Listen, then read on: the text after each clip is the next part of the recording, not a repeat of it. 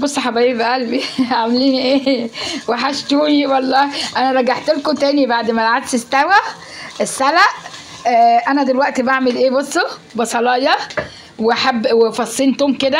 بعد ما البصلايه دبلت الاول حطيت لسان عصفور وحطيت حته سمنه صغيره، وبعدين حطيت البصله مبشوره، وحطيت بعد البصله بدقيقتين كده حطيت فص توم مبشور. بصوا ده بقى هدلق عليه دون، هعمل عليه العدس اهو. بصوا انا عاملاه ازاي. بصوا لسان العصفور معمول ازاي، بحمره كده كراميل كده يبقى احمر كده، مش احمر غامق عشان يبقى الحاجات بارده ماشي. وحطيت كمون وكزبره وملح وفلفل نطره كده ماشي. وطبعا انتوا عارفين العدس حط عليه البهارات وانا بعمله، وحط له معلقه كركم صغيره عشان تدي برضو ايه فايده عشان البرد وكده.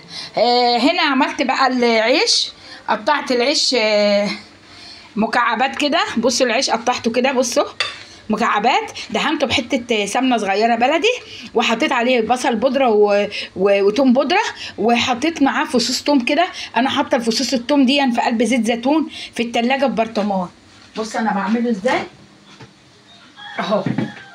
بصوا ده توم، ده توم محطوط في زيت زيتون على الرف، فانا باخد منه كده احطه مع العيش وهو بيتحمص في الفرن ماشي حبايبي.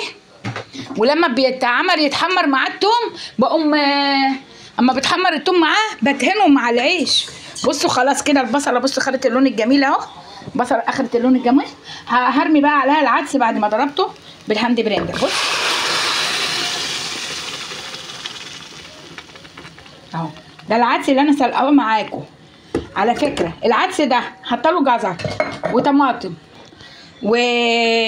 وحاطه طماطم وبصل وفصين توم برضو نيين على العدس وهو بيتسلق.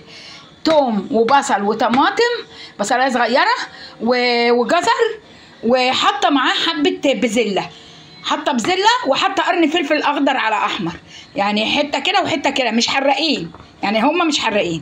بصوا كده هياخد غلوه بقى مع العدس اهو، ياخد غلوه مع العدس، وبعد كده هنزله. عاوزين تشربوه بالمعلقه اشربوه. بصوا كده البصله مع لسان العصفور والعدس. عاوزين تغمسوه غمسوه، عاوزين تعملوه مع العيش. انا بحب اعمل العيش بقى بنغمسه بيه، واللي عاوز يشرب برده بالمعلقه بيشرب بالمعلقه. بصوا السمك بتاعه عامل ازاي، والله كوبايه عدس واحده اهي، بس قيمه غذائيه كامله. يعني انا حطيت فيها الفلفل وحطيت فيها الجزر وحطيت فيها البصل وحطيت فيها الطماطم وحطيت فيها البزله وحطيت بطاطسيه صغننه جدا، بطاطسيه صغيره جدا. انا بس حاطه طماطم وحاطه بزله برده حبه كده، معلقتين من كل نوع ماشي، وطماطمتين وبصلايه صغيره وفصين توم. وفي الاخر عملت لها التوم بالبصله وشوحتهم. بص التومه مش باينه خالص ولا البصله مش ما تبقاش حمراء جامد عشان ما تحرقش على معدتكم اهي. بص يا حبايبي اهي معموله، بص جميله ازاي. والعيش اهوت هحطه دلوقتي في الفرن هيتحمر، ومعاه الفصوص التوم كده ومدهون بالسمنه ماشي يا حبايبي. وهنا الباميه، واعمل لهم حبه رز بقى، اللي عاوز ياكل باميه ورز، باميه معموله كده باللحمه المفرومه ورز اهو، باميه ورز باللحمه المفرومه الباميه دي ماشي يا حبيبتي.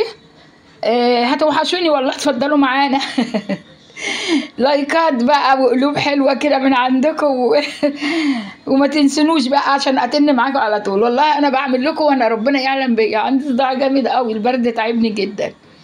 انا قلت هشرب حبه شوربه كده صغيرين بس وخلاص، اللي هو العدس ده هشربه بالمعلقه، وهم بقى اللي عاوز يغمس يغمس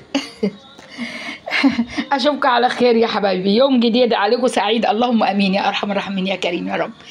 لا اله الا الله محمد عبده ورسوله. سلام يا حبايب قلبي، سلام.